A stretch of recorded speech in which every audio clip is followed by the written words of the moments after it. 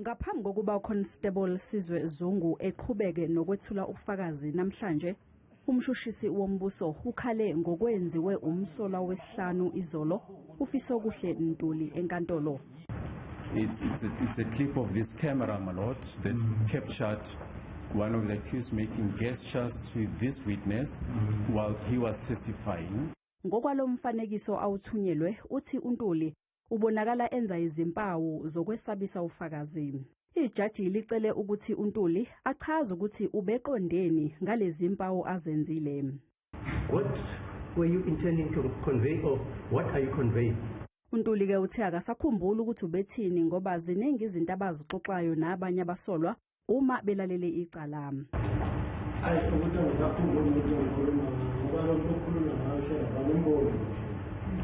Ijaji lithe kusobala ukuthi impilo yofakazi isengcupheni. Umbuso wathi uzoqinisa ezokuphepha. I fear for this gentleman's life. Because we've got evidence here that there was an attempt to murder him. The security around him has been enhanced as a result of the incident that we showed this morning. Kube sekufundwa umqulu westatimende senziwa uZungu ngaphambi kaBrigadier Ginanda estation samaphoyisa ePitoli. Ummeli womsolwa wesihlanu advocate Mnisi ukhale ngokuthi kukhona ukushayisana kulesi statimende sikaZungu kanye nakusho ngomlomo.